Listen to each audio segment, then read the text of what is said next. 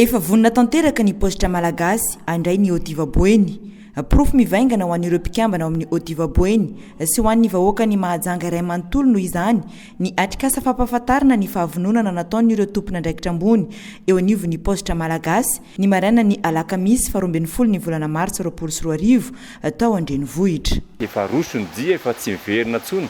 fa dia handray ary tena efa vonina tanteraka ny positra malagasy amin'ny fandraisana an'io OTIV BOENY io. Any amin'ny faraparan'ny volana martsa na ataontsika hoe raha ela indrindra any amin'ny voalohandohan'ny volana avril ho avy zao dia hisy ny famerenana amin'ny ampahany kely ataontsika hoe avance amin'ny volan'ireo fampikambana atao amin'ny OTIV BOENY ireo zay ho atao ny positra malagasy atao aty mahajanga izay famerenam-bola izay dia hoentina hanamarinana sy hanomezana toky ho an'le mpikambana ao anatin'ny OTIV BOENY sy ho an'ny vahoaka ny aty amin'ny faritra BOENY fa dia vonina tanteraka ny positra handray an'io OTIV BOENY io ary vonina amin'izay fampirarahana amin'ny famerenam-bola sy amin'izay fampirarahana amin'ny fampindramam-bola amin'ny fotoana ho avy manaraka. Efa eo am-pandaminana ny amin'ny famerenana amin'ny ampahany na ny avance amin'ireo sora-bolan'ireo mpikambana amin'izao fotoana izao ny positra malagasy ho hiatrany ny tale jeneraly nyty orinasa-mpanjakana andray ny OTIV BOENY ity. Araka ny fampanentanan'ny filoham-pirenena rahateo dia hisy ny karazany hoe avance raha izay no ilazantsika azy amin'ny famerenam-bola amin'ny ampahany amin'ny volan'ireo mpikambana atao amin'ny OTIV BOENY zay ho totosaina atsoatsy eo am-pandaminana azy tsika zany hoe le fampanentanana ataon'ny président de la République zany no tanterahantsika amin'ny fotoana io. Ho an'le mpikambana zay efa tao taloha dia mazava ho azy fa mahatonga ny positra andray ny OTIV BOENY dia dikan'izay dia ho averina iray manontolo ny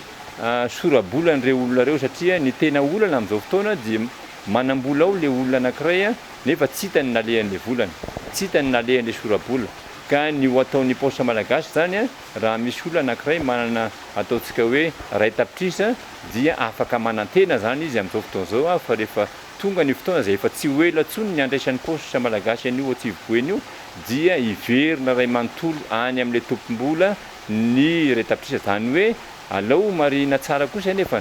fa tsy hoe anao remboursement isika eto fa le sora-bola zay tsy hita no averintsika fa iny dia mbola hifanarahana miaraka amin'ny tompom-bola sy mpikambana rehetra le fomba hitantarana an'le vola ao anaty caisse rehefa avy. Ny sokafan'ny OTIV BOENY eto mahajanga noho izany no tena lahara-pahamena ho an'ny positra malagasy. Tena maika atsika dia le fomba hamonjena an'le OTIV BOENY indrindra le fomba ahafahana manokatra indray ny OTIV BOENY io sy ahafahan'le olona zay efa mpikambana tao taloha sy ireo zay mbola maniry hikambana hisehatra indray amin'ny resaka fampindramam-bola amin'ny alalan'ny OTIV BOENY zay ho raisin'ny positra malagasy ato. Mazava ho azy fa ny positra malagasy dia orinasa mpanjakana zay misehatra amin'ny resaka fikirakirana ara-bola io dia matoa zany ny positra malagasy miditra amin'io dia misy heverina ary azo antoka fa hisy tombontsoa ho an'ny positra io OTIV BOENY io. Ny tombontsoa ho anay voalohany aloha zany dia ny fahafahan'ireo malagasy any amin'ny faritra zay any ambanivohitra any misehatra amin'izany atao hoe fikirakirana ara-bola izany. Fanamby ny fitondram-panjakana amin'izao fotoana zao raha teo ny fanitarana sy ny fanomezana fahafahana ny malagasy tsirairay avy mba hisehatra amin'izany atao hoe mialatsiny amin'le teny frantsay hoe inclusion financière. Ka ny tombontsoa ho an'ny positra malagasy voalohany zany dia ny fomba ahafahany fanomezana fahafahana ho an'ny malagasy rehetra hiditra amin'izay atao hoe inclusion financière zay na any ambanivohitra. Ka eo ihany koa nefany fampiasam-bola io dia mazava ho azy fa tsy miditra amin'ny fampiasam-bola zay hiteraka fa tsy antoka ho an'ny positra malagasy zay orinasa-mpanjakana izahay fa manjary mamono antoka amin'ny fanjakana zay tompoko. Tsy hijanona eto mahajanga irery ihany noho izany ity sehatra vaovao ny positra malagasy ity fa hihitatra manerana ny Madagasikara hoy kosa ny PCA ny positra malagasy. Indrindra aloha ilazana ny mpiasa rehetra fa efa rosony dia tsy miverina tsony ny amin'ny andraisan'ny positra malagasy ny OTIV BOENY. dia androany zany a fampahafantarana natao tamin'ny mpiasa aloha voalohany indrindra ny tondro zotra entina manatanteraka an'izay atongavana n'izay tanjon'izay. Dia ny faharoa manarak'izay a tonga teto koa ny zareo avy eo amin'ny banky fohibe a, zareo avy eo ampitantana vonjy-mainka ny OTIV BOENY nanomeny izay vaovao rehetra tsara ho fantatra ho an'ny mpanapa-kevitra tao amin'ny posta malagasy mba hahafahana manao tetikasa matotra tsara,